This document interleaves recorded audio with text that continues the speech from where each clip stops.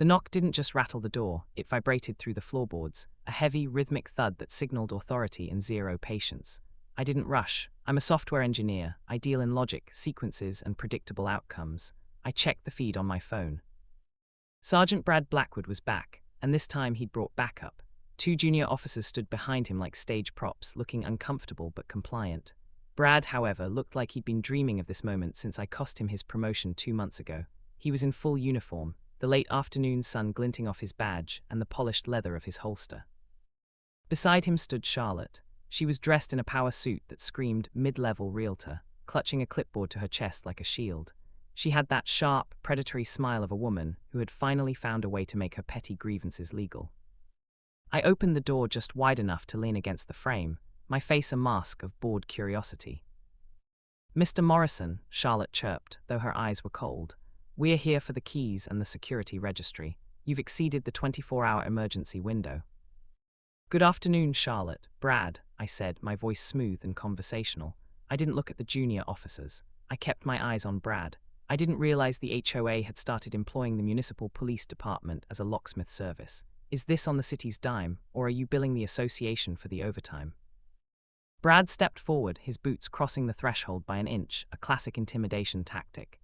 "This is a safety check, Jacob. We've had reports of suspicious activity at this address. Under the new HOA safety protocols, we are authorized to conduct an administrative walkthrough to ensure the premises are secure.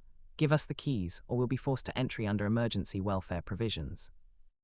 I tilted my head, suppressing a smirk. "Emergency welfare. I feel great, Brad, never better. And as for suspicious activity, I assume you're referring to me filing a complaint against you, because that's the only thing that's been suspiciously absent from your record lately." Brad's face turned a deep, bruised purple. His hand drifted to his belt. "You think this is a joke? You're obstructing a police investigation and violating neighborhood bylaws. Charlotte, show him the warrant." Charlotte snapped a paper off her clipboard. It wasn't a warrant. It was a notice of administrative seizure, signed by her on HOA letterhead. It was a beautiful piece of fiction. "This document," she said, her voice rising in a rehearsed crescendo, "gives Sergeant Blackwood the authority to take possession of the property's access points. If you don't step aside, you'll be arrested for interfering with an officer. We have the right to protect this community from people who think they're above the rules." "It's a bold strategy, Charlotte," I said, checking my watch. "Really, using your husband to settle a road rage grudge under the guise of property management. It's cinematic, but there's a small flaw in your logic."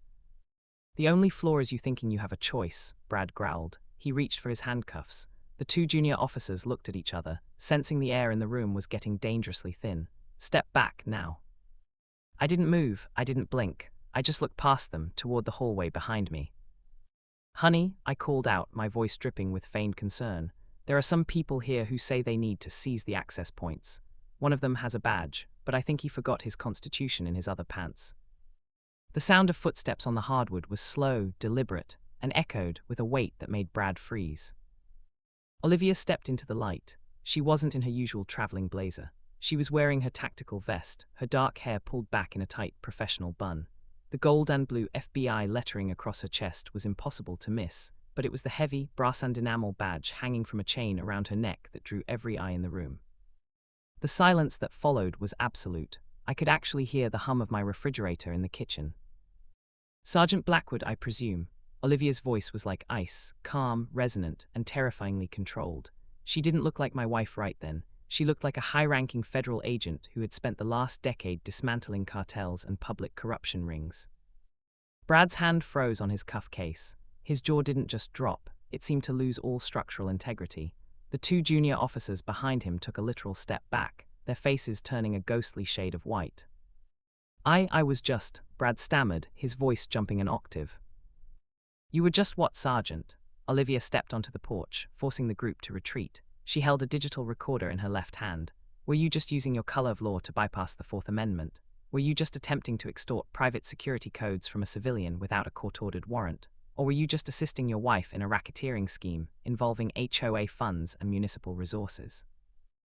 "Agent Morrison," Charlotte gasped, her power suit suddenly looking like a cheap costume. "We didn't know. I mean, as the president, I have the authority to." "You have the authority to tell me what color my mulch should be, Charlotte." Olivia cut her off, her eyes narrowing. "You do not have the authority to use a police sergeant as your personal enforcer. And Brad, I've spent the last 3 hours on the phone with your Internal Affairs Division and the District Attorney. We've been tracking the security fees you've been skimming into that private LLC you and Charlotte set up last month. Brad looked like he was having a stroke. That's a misunderstanding. We were just protecting the... You were violating federal civil rights under 18 U.S. Code Section 242, Olivia said, her voice dropping to a whisper that carried more power than a shout. And you did it while I was recording the whole thing through the Ring camera and this device. You didn't just harass a neighbor, Brad. You walked onto the property of a federal agent and attempted an illegal seizure. She turned her gaze to the two junior officers. You too, names and badge numbers. Now, unless you want to be named as co-conspirators in a federal civil rights lawsuit. They couldn't talk fast enough. They were practically tripping over themselves to distance themselves from Brad, reciting their information like a prayer for mercy. I leaned against the doorframe, crossing my arms.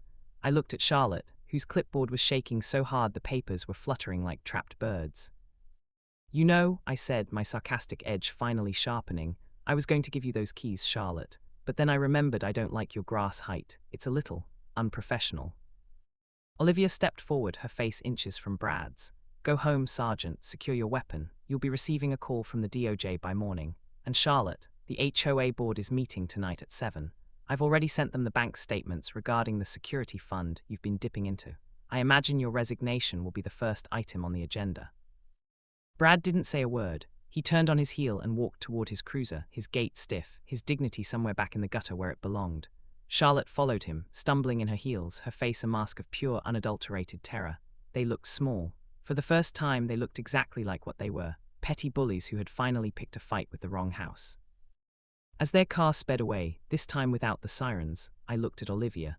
She let out a long, weary breath and tucked her badge back under her vest. Nice timing, I said, grinning. I told you I'd be home for the finale, she replied, a small, triumphant smile playing on her lips. Hungry, I hear there's a great place downtown that serves justice and steak. I closed the door, the click of the lock sounding more satisfying than any Netflix ending I'd ever seen. The HOA thought they ran the neighborhood. They thought they could use a badge to take whatever they wanted, but they forgot the golden rule of power. Always make sure you know who's standing on the other side of the door.